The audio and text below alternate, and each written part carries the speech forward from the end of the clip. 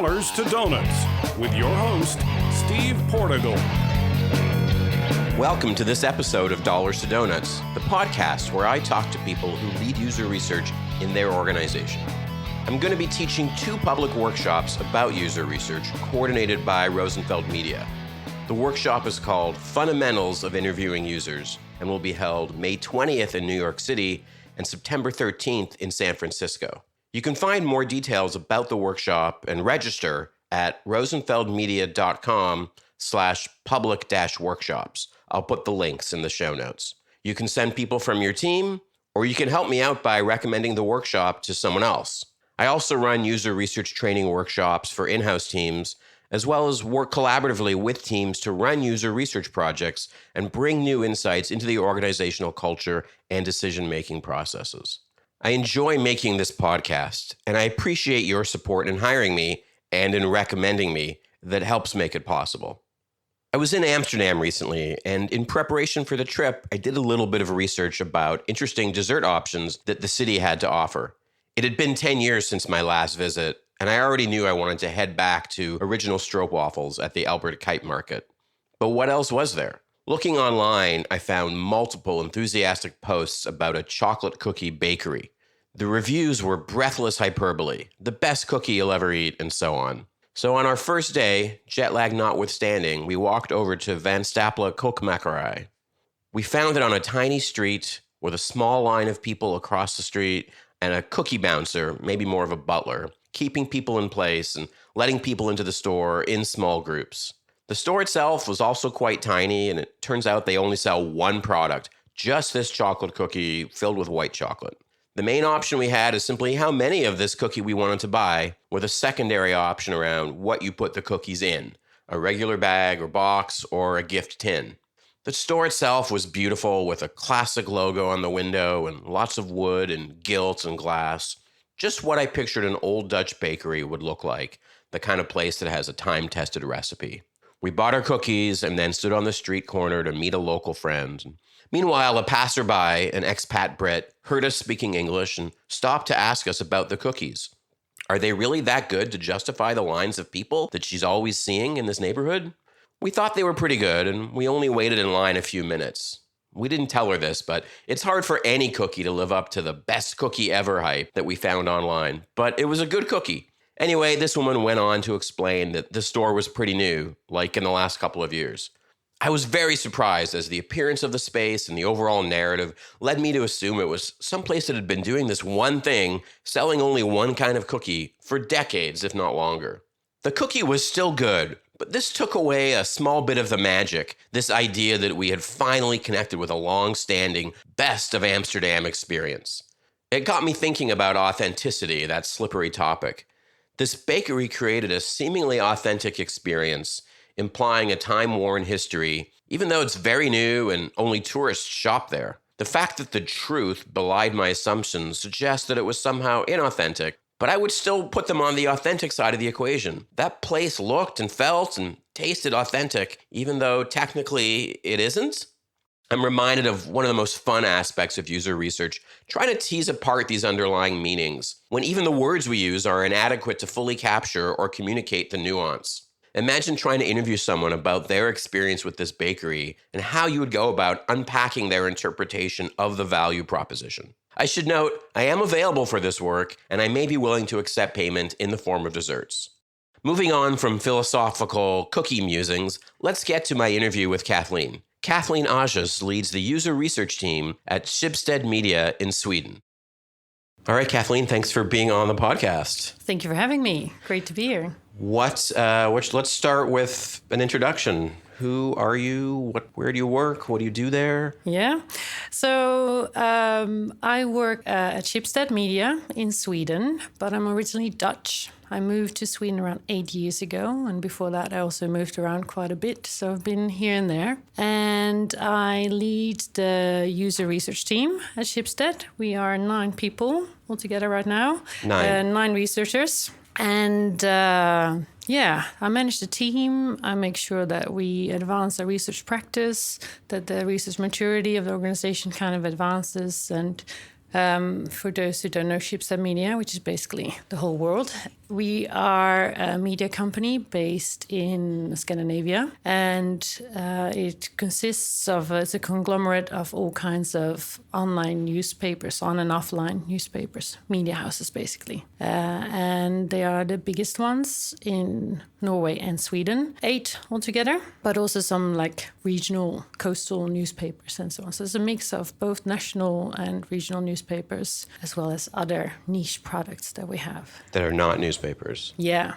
So in total, we work with around 34 product teams. So my team serves many different kinds of product teams. Some of them are related to these newspapers, but others are like Scandinavian Weight Watchers and price comparison sites and so on. That are all part sites. of this media conglomerate. Yeah, and Schibsted consists of both media and marketplaces. So it started out as a Scandinavian company, I think 200 years ago almost. It's old, well established, but it also has marketplaces all over the world. So in France and in Spain and in South America even. Yeah. What's a marketplace in this context? Oh, it's online selling and reselling of used goods. And are these all different brands? There's not a global international marketplace brand. No. So it's all kind of local brands. Yeah. Local marketplaces or like national marketplaces in these different countries, but they're all hosted by Schibsted. Okay. Yeah. And yeah, this is a broad question, I guess. What's the mix of things that were acquired? How does this media conglomerate come to have such a more diverse portfolio like you're describing? I have no idea, to be honest. I think it just, as a media house, it's in their DNA to experiment and to be first and to be fast and actually kind of act agile. So when it comes to kind of new products or new opportunities, they act fast and they experiment and they, widen their horizons and do it in a very sustainable way, like focused on growth and kind of maturing products. Yeah. Have you, during your time there, have you seen them move into a new, not product category, but sort of geographic region, like a part of the world where they didn't have any business before? Yeah, so they do this all the time, especially in the marketplaces, but now also with kind of personal finance and borrowing money services and so on. They're expanding and looking at new regions all the time.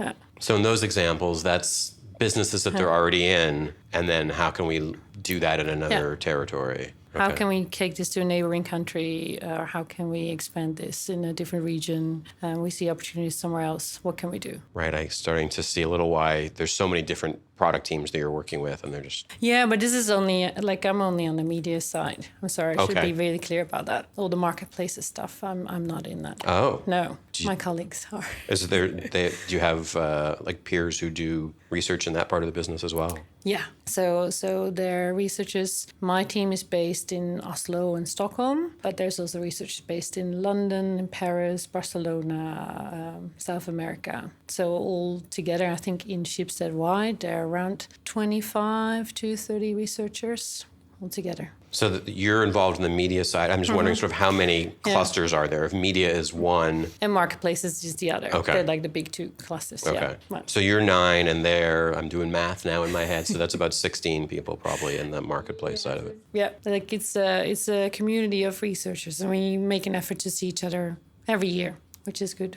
So even though the things you're working on are quite different industries, different businesses, there's still a sense of trying to keep connection and what are you trying to accomplish by bringing these different researchers together? Yeah, I think since user research is not a new kind of field, but it's ever evolving, and it's really important for us to make sure that we evolve as user researchers, and you do this in dialogue. Like, this is why we attend conferences, and this is why you explore new methods and new things, and you want to share these things, of course. So I think that's why it's important that we meet and talk about these things face to face, because from that kind of dialogue, you get a very different experience than just seeing a presentation or, talking with each other online. So to have a community, to have your peers, to have others that, give feedback on your work and make you reflect on what you're doing and what's going well and what maybe isn't going that well, I think is really crucial to kind of advance your practice and to become more mature in your research and in the organization you're in. What can you do? How are those conversations different when you're in person than through all of our collaboration platforms that we work in? Yeah, I think, as always, it's not just meeting and having an agenda and talking about certain things. It's also the discussions that you have during breakfast, if you're staying at the same hotel, or after work while you're having a drink, as well as also what we hosted during our last meetup. We met in Budapest, where we also did a visit. We visited another company and talked with their user research team and talked a bit about, okay, what are you struggling with? What are we struggling with? And then you start asking each other questions and you get these really brilliant discussions going. So one of the questions there was, someone asked, like, okay, when it comes to really keeping track of, all the research and all the learnings, if you have turnover in an organization, how do you do that? Like, what is a good database or platform to store your insights? And we're like, oh, darn, we have the same issue. We were looking for a solution as well. Yeah. And basically everyone in the industry is looking for a good solution to do this over time. But if anyone knows, please let me know. Reach out to me. I'm happy to hear. Yeah. So let's maybe switch topics back. Let's go back to maybe just setting some of the more context. How long have you been in this role? So I came to Schibsted around 4 years ago, I think. And I came in as a consultant first. In a very kind of different, in one of those niche products. I worked with lifestyle, which was like online fashion and interior decoration. Really strange, but fun to work with. And then after doing that for almost a year, my manager at that point said, okay, we would like to have you on board. Would you consider becoming permanent employee here? And I said, only if we can make sure that this is a pure, like a research role. Before I would always, as a consultant, I would kind of often be hired as a UX designer. It's like the industry in Scandinavia was not that ready for user research as a profession or expertise. Often when I would say 6-7 years ago, I would say the user research, people were like, but what? So now, finding out about user needs and really tailoring the product to meet their needs. And they're like, okay, but that's what you do at the end, right? So what else? We need someone at the beginning. And then you have to, you really have to explain, well, actually, it's at the beginning where you start and where you need to really understand what you're doing and who you're doing it for. So often we'll be, hired as a UX designer. I have to wing the design part most of the time, but do all the fundamental research kind of early on. So I said, okay, I was one of the first user researchers in Schibsted. I said, okay, you need to, make this a role, and it needs to have, I see that all the teams need to be doing more user research. So I want to coach them and train them and make sure that we become more mature in this. So that's how it kind of started. And I've been changing my role about every year. So from research lead, working by myself, then I got a small team to work with of 2 other researchers. And then last year, we finally kind of combined all the different researchers that were in media, but were all working with their own separate kind of product into one kind of, one team that works more independent of the different product teams and works more like, okay, where are we needed? Where can we add most value? Where can we add most impact? And so was there a change in title for you when that happened? Yeah, so that's when I became head of research. Okay. And I got the, then 8, now 9 people team up and running. Right, I'm curious about, I don't know if it's a fair question for you, but at what point do you think organizations go from, there's some evolution here of we're doing research, but we have people that have the title of researcher, to now we have someone who's responsible, who's a leader. Yeah. That's, I think, sort of the evolution that you described. But what exactly. is that point? I don't know. Is there a point at which that becomes clear that we're ready or it's time for leadership in research as opposed to sort of just the function being staffed? Yeah, I think it depends a lot from organization to organization, and I think it depends a lot on who is there. Like in your organizational leadership, you need to have those people who want to promote it, who see the value and really want to kind of make sure that research becomes leading in so many ways. And one way to get there is to really show your impact again and again and again, and do a lot of that, lobbying and showcasing and communicating. Another thing can be that, one of the senior or VPs or someone who comes in has that experience from another company and goes like, okay, I see, where we're struggling. What we need is professional kind of user research. Let's bring those people in or promote people into those roles and structure it more. So it can be bottom up or top down. Yeah. It can go both ways. I think in our case, it was more bottom up.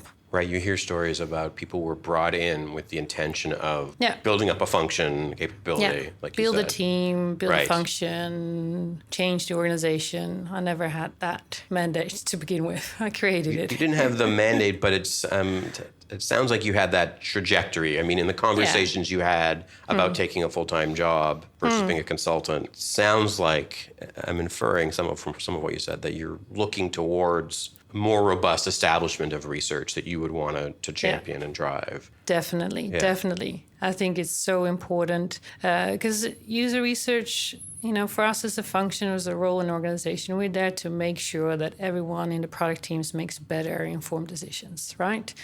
We do a lot of gut feeling and looking at competitors and just coming up with stuff. We need to make those decisions more robust and we need better insights. So that's what we're doing. And for that to, really get to a professional level and a good level, you need to have it embedded in an organization and have it at decision-making levels. So that's always been, like, I see where it's needed and I try to make sure it gets there. Yeah. And so part of the evolution that you were describing was there were individual researchers working on different product teams. Yeah. And then you reorganize so that you're all working together and then putting research, you're looking for where it's needed and then putting research where it's needed. Yeah. So, and I find this, and I'm sure maybe you do as well, this is a hot topic. Are researchers embedded or are researchers centralized? Are the terms I hear used most often. Yeah. So we're in a matrix organization, and then you're a bit of both. So every product has, UX designers, product managers, developers, and then you have all the different brands across the other side of the matrix.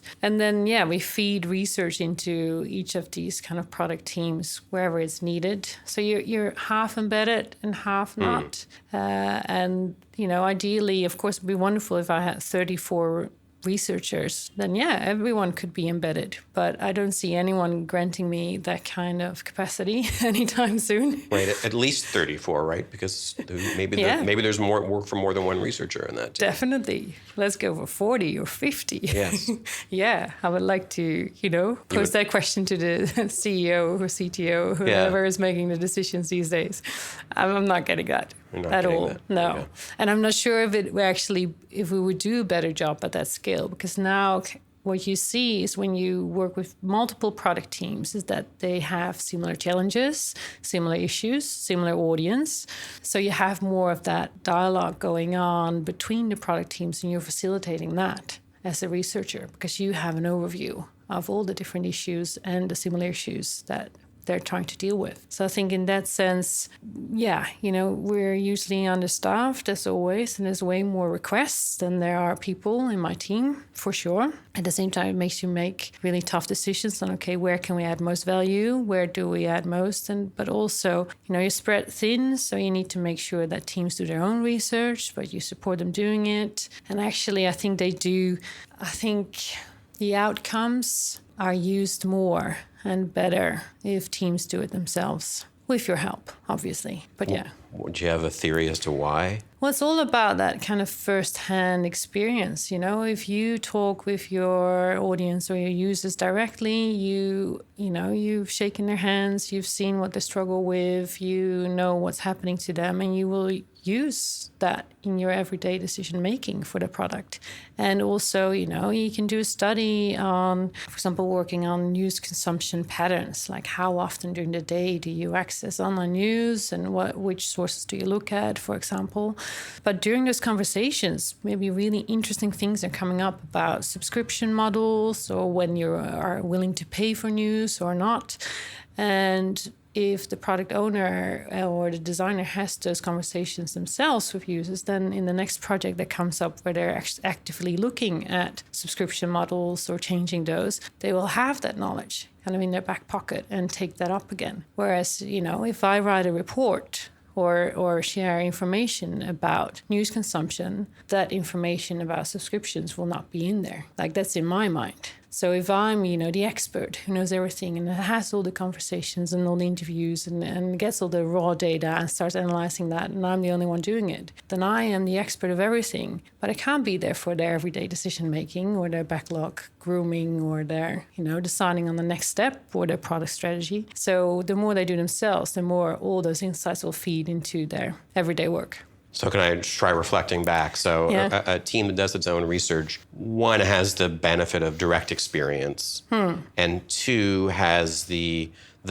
things that seem extraneous to your initial question, these sort of weak signals, these other bits and pieces that you hear that rests with them, where they're more likely to reuse it in the future when it comes up. Yeah, definitely. Okay. Definitely. And then you do have on the flip side, there's the challenge of synthesis, data analysis, that can be quite advanced. And of course, not everyone has the capacity to do so.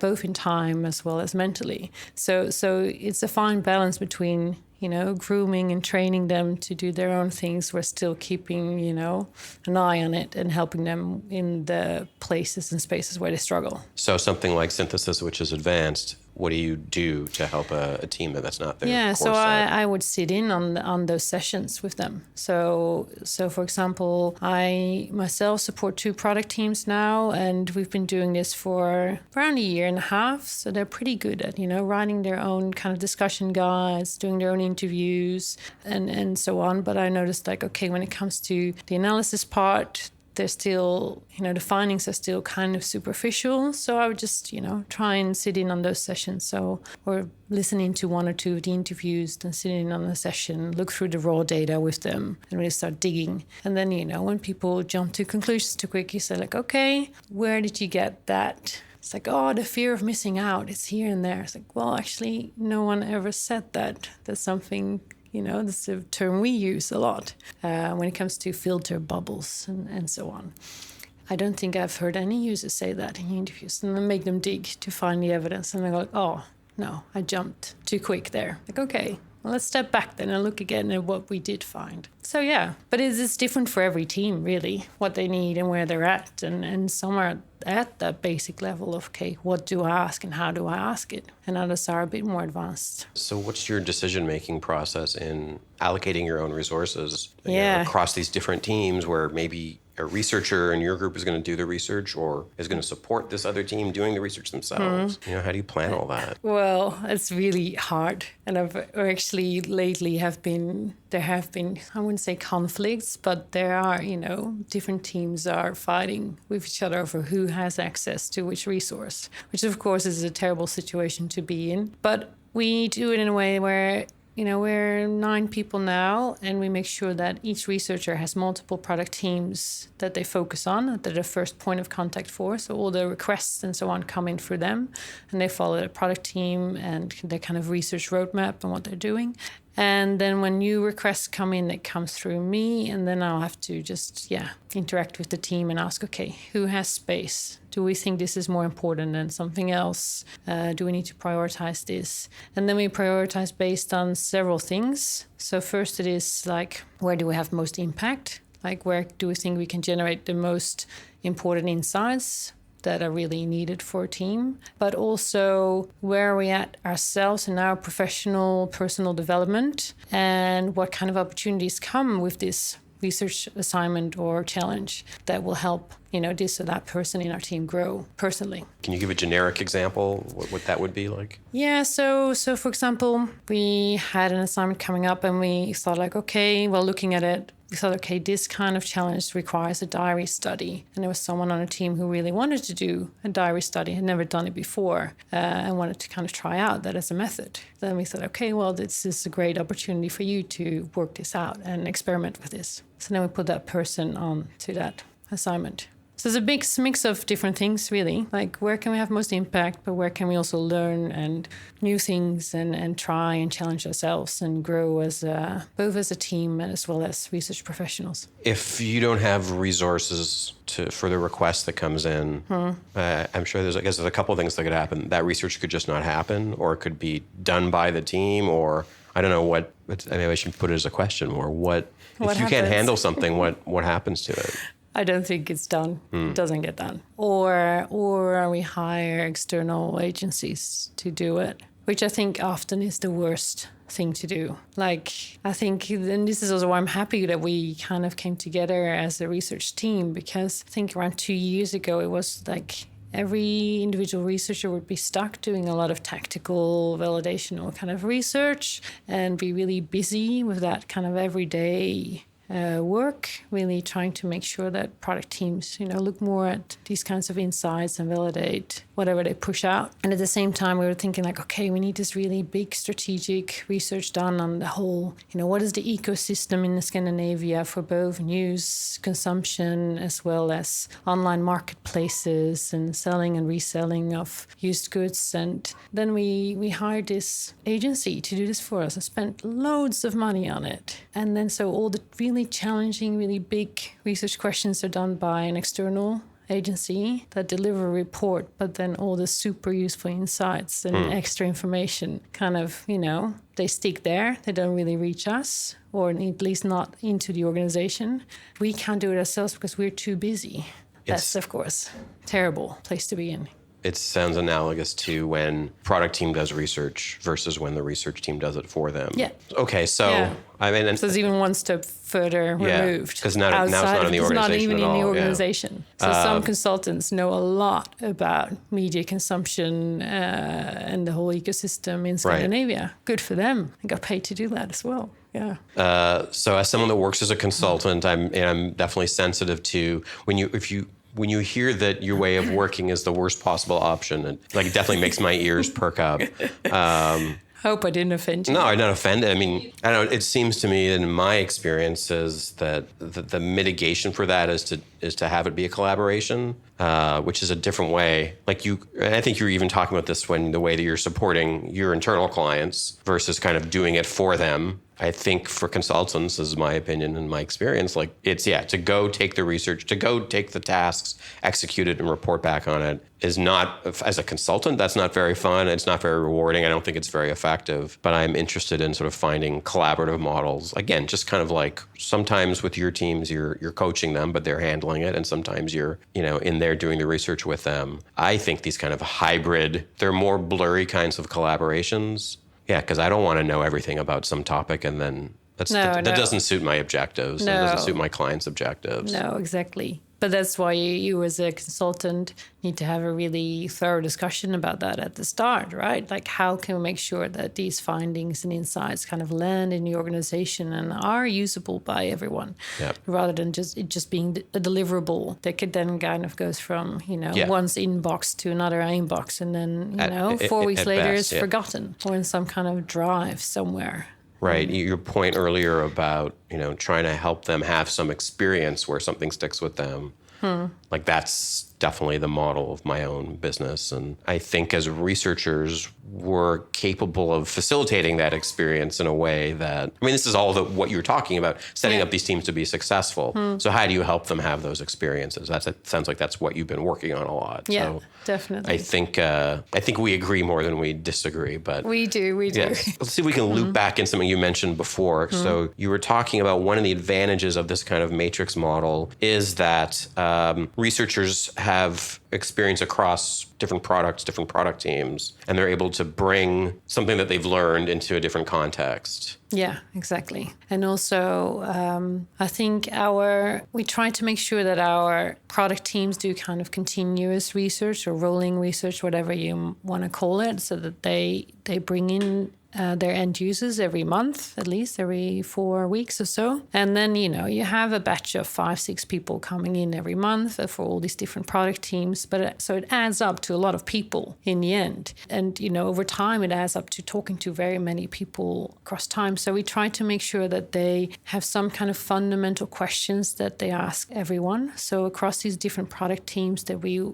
all ask about, media consumption habits, just to really understand, okay, you are reading Svenska Dagbladet, the Swedish national newspaper, but which other sources do you have for your information? And then it might turn out that, well, actually, I'm also daily visiting Aftonbladet, which is the other big national newspaper that we also own. And, how do these two complement each other? To ask about, which other products are you using? How does it complement each other? Are there competitors there? So these are the kind of questions that every product team asks, and that we can also kind of look in across or over time. Do we see things changing, or do we see across the board kind of see overlap or learn things that other product teams should know about? While talking with Svenska Dagbladet readers, what do we learn about Aftonbladet at the same time?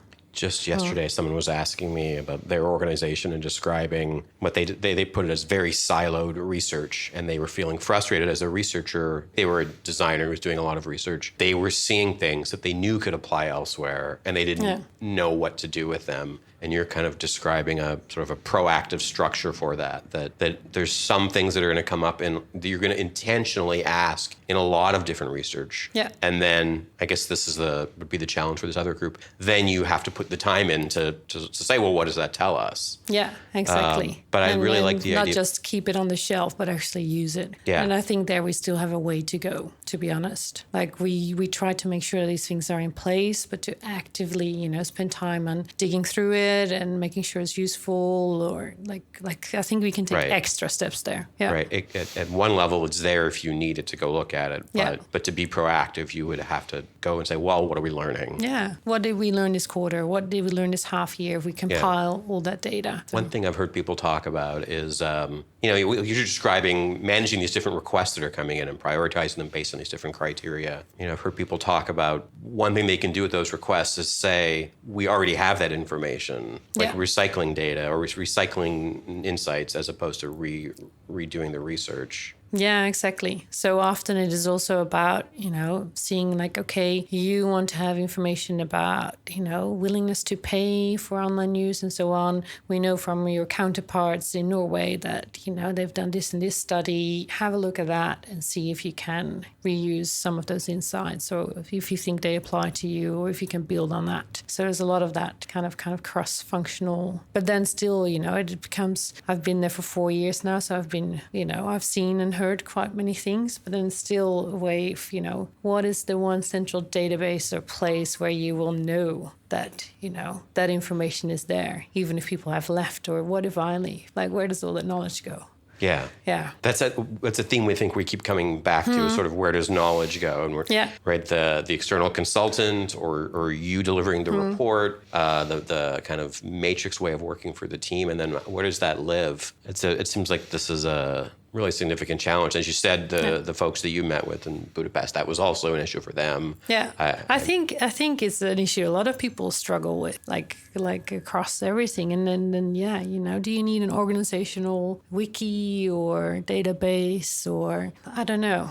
Do you have the answer? Have you heard the solution? I had a really interesting conversation with someone about this, and what she said to me was, yes, you can have the infrastructure, whatever database tool you want, but they hired basically like a reference librarian role. Yeah. In her experience, that it would fail unless you staffed it. That this is a job and it takes time and it takes effort. Exactly. so that you have someone doing and it. is it worth it? Because what is the shelf life of each insight or thing over time? You know, things are changing rapidly. Yeah, That's sometimes I wonder a bit about that. Like, you know, things that happened 4 or 5 years ago, are they still relevant for us now? Is that insight still valid, or have things changed? That's interesting for a 200-year-old company, like, yeah, right? yeah. Right. Some things clearly are changing very rapidly around us, but yeah, what are the fundamental things that I don't know? I don't know. Yeah. I don't know how you even kind of assess that. Yeah, but if you think about, you know, reading news online, it's something that's, you know, for many of us is an everyday habit now. But 5 or 10 years ago, Right. it wasn't, was it? But the role of news in being a citizen, Yeah. I mean, has that changed? No.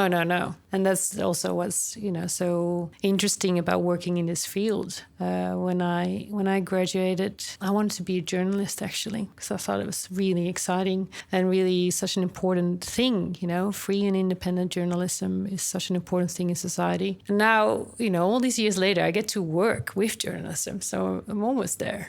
Just in a different kind of capacity. So that's quite good. Right. Is there a sense among the team that you are, I mean, do you all identify as working in the news industry? Yeah. I think that mission that Schibsted has about really providing free and independent journalism is really important for most of us. You know, people really align along that mission. I think there's something about the work of research. You know, as someone who's worked as a consultant, you get into just a wide variety of industries and topic areas. And, you know, I feel like among researchers, that's a bonus. Like, you know, sometimes I've had this conversation with people when they approach me about some research problem they have and, you know, exploring if there's a possibility to collaborate. They're describing something they're doing and they say, is this interesting to you? And I have to kind of laugh because it's all interesting, it's isn't all it? interesting, right? Yeah. Mm. And so, you know, but you're describing maybe the opposite. And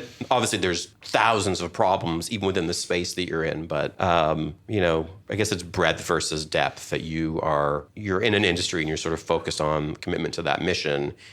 Whereas if you're sort of a journeyman researcher like myself, you move across very different kinds of things. Yeah. And that in itself is rewarding. But I don't have the mission thing that you have. No, but I've been there as well. I've also worked as a consultant, and you know, I've worked with offshore engineers that you know lay high voltage cables across the North Sea and so on. And like, you know, who would have thought, you know, when I came out to Sweden that I would be working on this factory site with a yellow helmet on my head and looking at, you know, what these engineers are coming up with and what they're doing and so on. But that's the amazing thing, isn't it? You get to really explore things you didn't know about were happening and what they're like, and get to ask all the dumb questions and to really get a good understanding. But after doing that I think I did it for 4 or 5 years, I also at some point felt like, often you are asked to be there at the end, or when things have failed or when things are not going well. How interesting would it be to be there, you know, along the way? And like I said, really helping teams be better informed and make better decisions. For that, you need to stick around for a while. And that's also super interesting right now. Yeah. So as you're talking about a little bit about some of the career elements of your career path, can you maybe step back even further and talk a little about, you know, what you pursued in education when you were thinking about journalism, and then where you ended up in the work world, and sort of what led you to where you are now? Yeah, good one. I studied. Well, first, I managed to study psychology for about 3 or 4 months when I came out of high school, because I was so interested in people, and I thought, I need to, you know, that will help me understand the world and people better. And I got super frustrated within no time, and I thought that the course in statistics was more interesting than the introduction to psychology. So I noticed very quickly, like, okay, if statistics is more interesting than actually the introduction to the thing that I'm supposed to study for the next 4 or 5 years, then I'm in the wrong place. So then I switched to political science. So I have a master's degree in political science, which has really given me a really good fundamental basis in research methods and skills, both the quantitative as well as the qualitative side of things, which I think is really great now in hindsight, because, after studying for several years, I started hating statistics after a while as well. But I'm happy I did it because it gives me good insights into mixed methods and how you need to combine both qualitative, quantitative data to really, validate your own findings as well as make your findings kind of an insight stronger and have more impact, which is something that, we really need to do as user researchers, because we're still being questioned about, okay, why did you only talk to 5 people? I had that the other day, like, why only? And I was like, oh, is these questions, are they still coming up? Mm-hmm. Interesting. So I studied political science, and after that, I worked in research, like just academic research as well as in policy research for a municipality. But I noticed that I was more interested in, technology and what it does with people and how people use it and how it enables people. So after a while, also moving around from Holland to Australia and coming back again, I managed to find a job in a library for the blind, where we were producing materials for visually impaired people. And there I was a project manager for a while. And I noticed that we were building things and making things. I was in the research and development department. And we're spending lots of money, lots of our time on things that were actually not really helping visually impaired people at all, because we were stuck kind of in thinking in old ways, or thinking that, we know what visually impaired people need, whereas, we didn't know anything, really. We're just doing it out of goodwill, thinking they were helping, but actually, things change. So that's where I started to really focus on user research and looking at how do we develop these products, how do we develop an online library for visually impaired people, and what do they need in their everyday lives to access things online?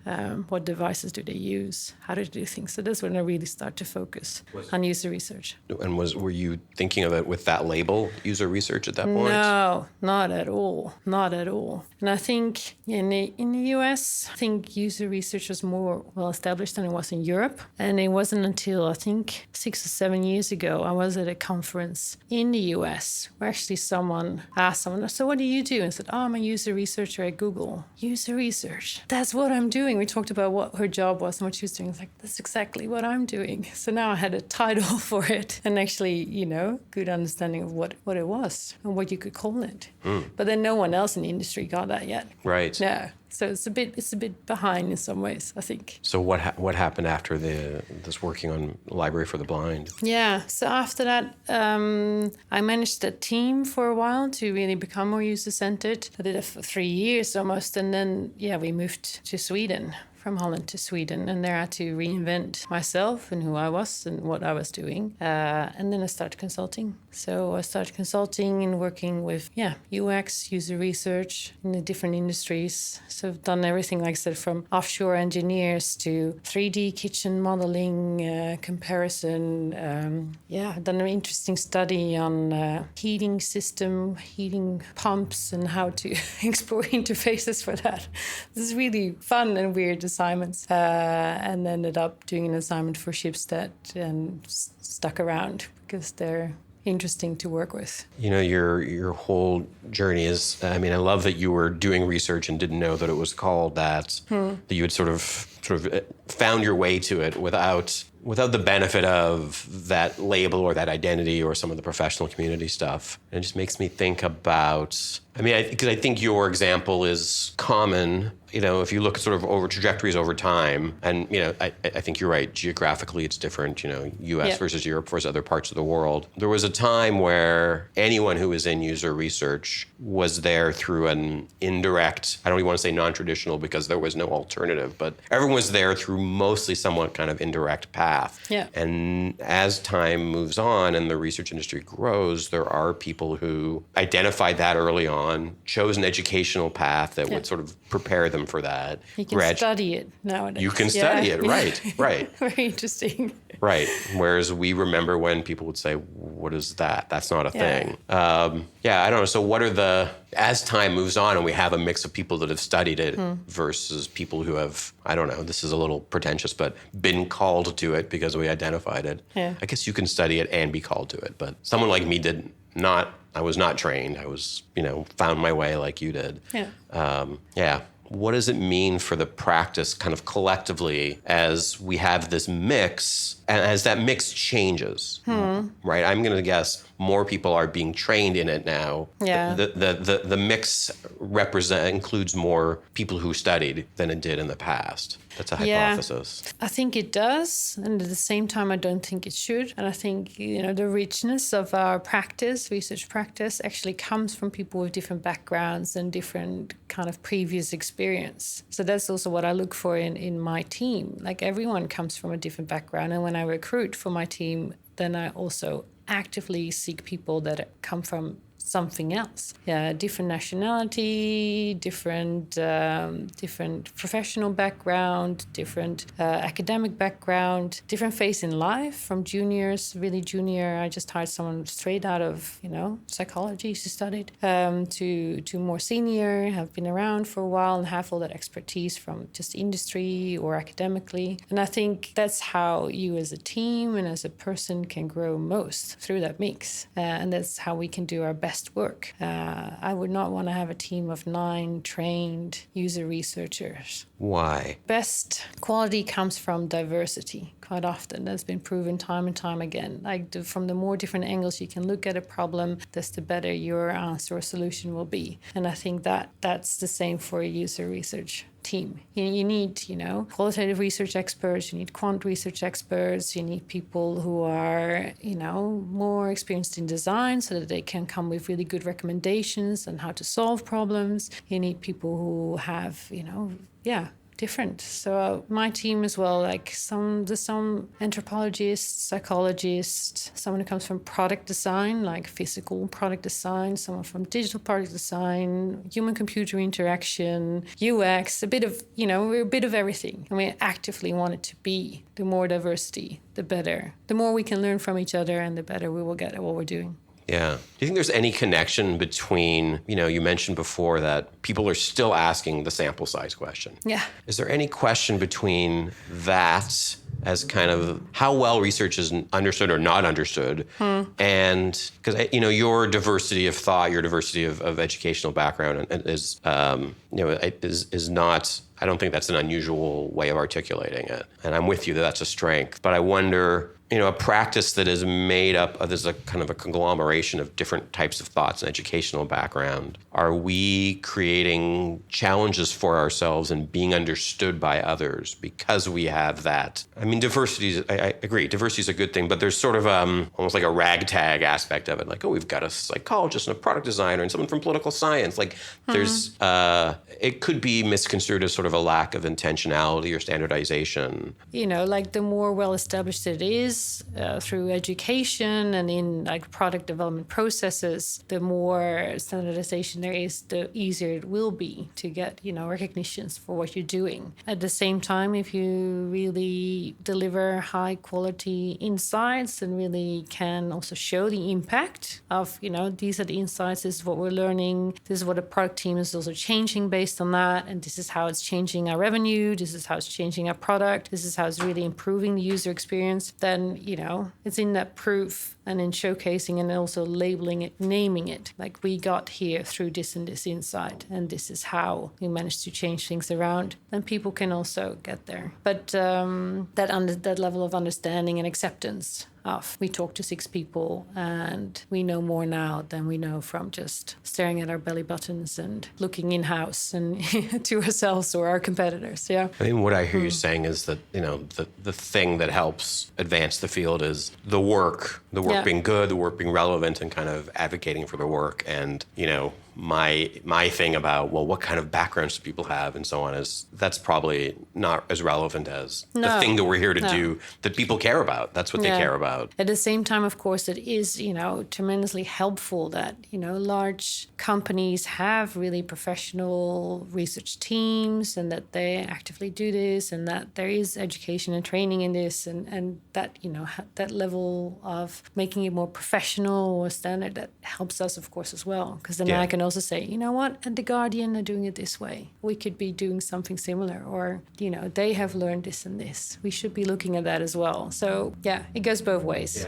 Yeah. So you talked about just the diverse team where people have exposure to just different modes of thought, different different backgrounds, and then you gave that example where you might choose how to prioritize a program among many that you're being asked to do, so that someone on the team, you know, you mentioned the diary study example. Yeah. I guess so. Just more broadly, how do you think about, you know, the team where they are at now and developing them and kind of helping create the conditions that can support professional development within your team? Yeah, so I think, you know, part of what's so good about being part of a team is that you have, you know, people with different kinds of expertise that you can learn from, and that will help you kind of grow as a research professional. And I think it's really important. There's a high demand for user researchers, so they're being poached like left, right, and center if you get the opportunity. LinkedIn requests galore. If you have user research in your title, some recruiter will at some point go like, hey, should we be talking with you? So to counter that, you need to make sure that, you know, people are challenged in their everyday work and that they feel that they're growing and that they're developing and they get to do really challenging things. And we in our team, we're looking at that from kind of, you know,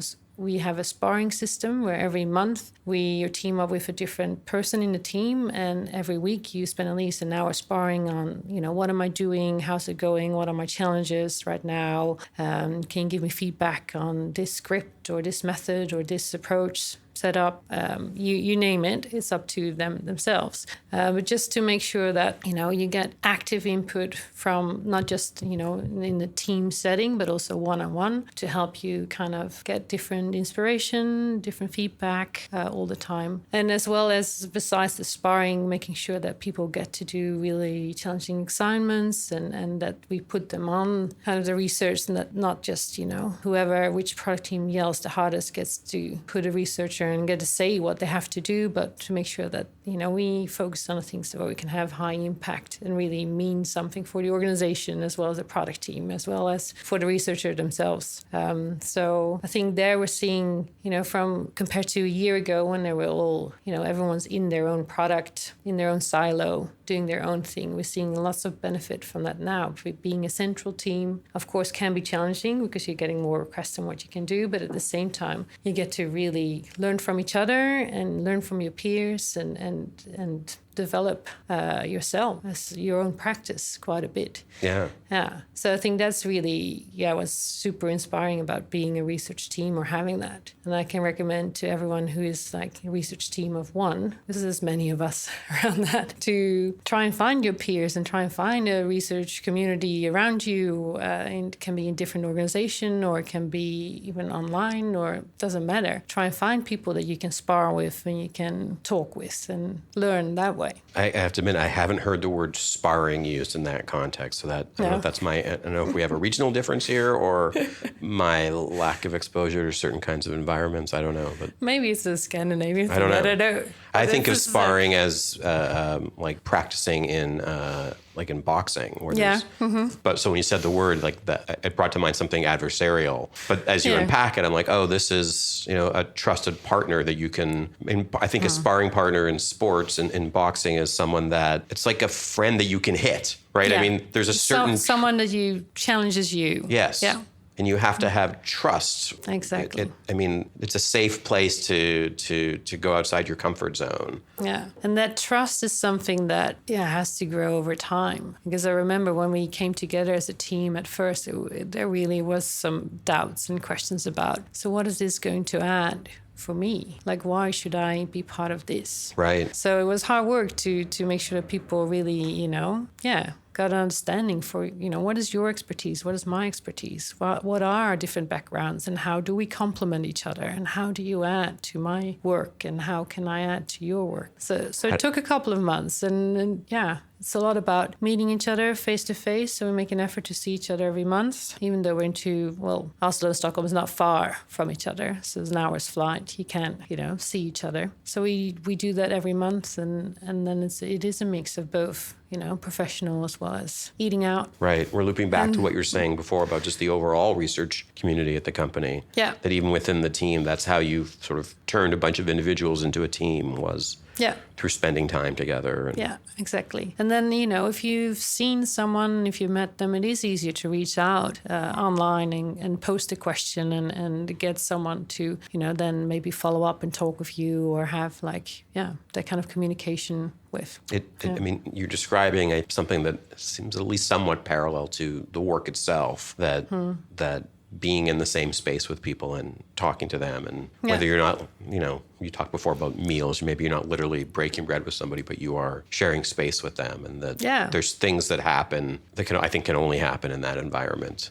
And that's the research, but that's also team building and, establishing a shared culture and a shared set of beliefs. And I think you described going from like, what's in it for me to what's in it for us. I'm paraphrasing you, but that kind of shift. Yeah, but I think you're right there. Yeah, and it is it's both. You need to, by supporting your research community, you get a lot back as well. So it goes both ways. So just looking into the future, it's the researcher's future-looking question. Whether this is about your own personal, professional trajectory or about the organization you're in building or the practice in general of research, some number of years in the future, what kind of things should we or you or your team be heading towards? I think when it comes to my team and our organization, I really think, we're maturing quite well in terms of how well research is established and what we're doing and so on. But I think the next hurdle for us or for me professionally, what I want to see is that at the moment I'm talking a lot about, how can we make sure that product teams understand their audience better and understand their user better and have that first-hand experience. And now I'm working towards the next phase, which is, okay, how can we get the organization to understand the audience better? So in our case, Schibsted Media, there's a product and tech organization of around 300 people or so, and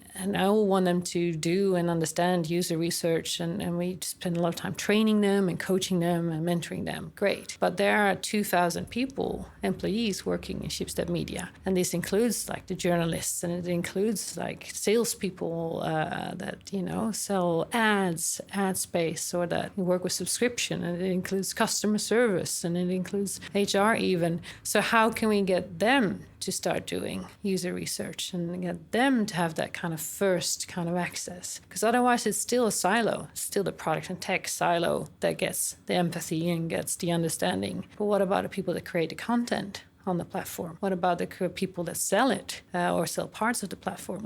Like for an end user, that's all the same experience. That all goes hand in hand. So all those people need to be involved in it. So that's where I see our next challenge. We have a really cool pilot project coming up in April, where in one of our media houses in Bergen, which is in Norway, we're going to do an experiment with this, kind of a pilot, where in 1 week we will get around almost half of the employees to do all kinds of user interviews and be part of workshops and so on, to have kind of an intensive week of exposure to their audience and their users and see how that impacts the organization and the product. So it'll be, we'll do research on that pilot as well, like look at it, okay, before, during, and after. How do the employees of the Bergens Tidende, the local newspaper there, how do they think it impacts their work, their understanding? What are the short-term effects, the long-term effects, and how can we build on that pilot to see what we can do with it? So that's next. Yeah. So it's not even that far in the future. It's quite soon. But then we have to, kind of take that to the rest of the organization and all the other product teams and all the other kind of employees.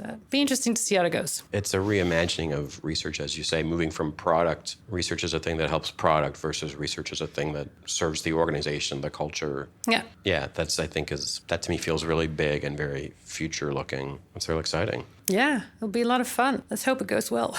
I'm sure it will. I'm not sure yet how we're going to, synthesize data, and it still needs a lot of work before April. But we're gearing up for it, and it'll be epic. Yeah. Is there anything else I should have asked you about? I was thinking about before, people that, want to shift their careers to user research always ask, what should I be reading? What should I be doing? Or where do I even start? And there, I think I always recommend them like 2-3 books that I think can be worth mentioning. I think Erica Hall's Just Enough Research is great, but I also really always buy and share your book, Interviewing Users, with people. Thank you. This is not a paid endorsement. No, not at all.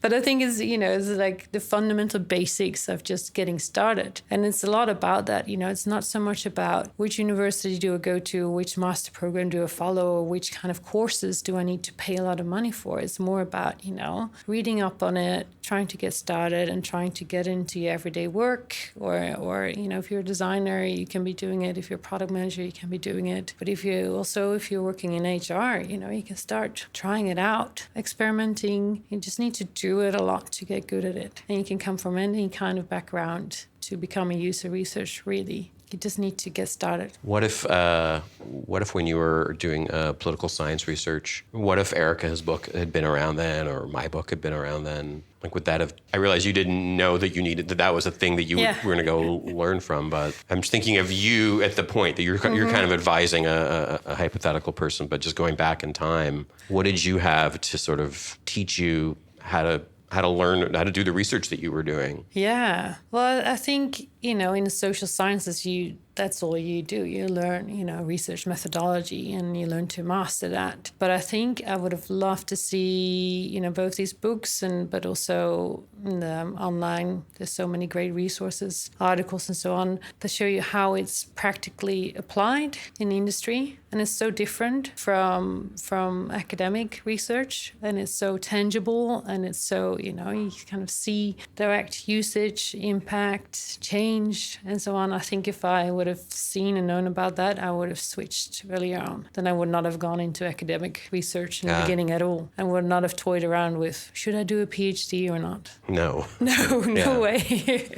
So, I think it would have been really inspiring. And I think, for all these people who are in academia, it is sometimes hard to know, what can I do with my skills? What can I do with my knowledge? But in the industry, there's so much, such a big need for people with these kind of skills, and such a big need for that kind of expertise. So I highly recommend. I keep meeting more people who are hiring PhD and similar level academics to come into industry, and more people in academia that are excited and a little lost, but excited about making the move into industry and kind of applying. I don't know, back in my early days, that seemed like those were two camps that philosophically didn't trust each other. Yeah. And I don't encounter that attitude anymore. And there's just both people from both worlds are looking to embrace each other and so on. And